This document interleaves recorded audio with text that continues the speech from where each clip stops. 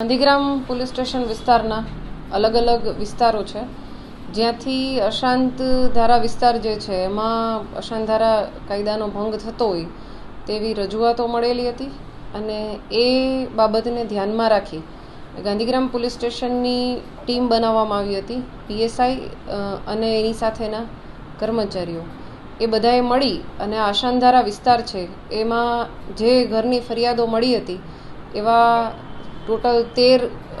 મકાનો ચેક કરવામાં આવેલા હતા અને એમાંથી જ્યાં જે લોકોએ જાહેરનામા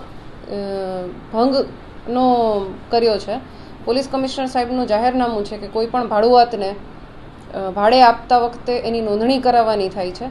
અને આ પોલીસ કમિશનર સાહેબના જાહેરનામાનો જેમણે ભંગ કર્યો છે એમના વિરુદ્ધમાં અમે ગુનો દાખલ કર્યો છે. આવા 3 વ્યક્તિ છે જેમના વિરુદ્ધમાં ગુનો દાખલ કરવામાં આવેલો છે અને હજુ પણ આવતા દિવસોમાં અમારી જે ટીમ્સ છે એના દ્વારા આ અલગ અલગ વિસ્તારોમાં ચેકિંગ ચાલુ રહેશે. આજે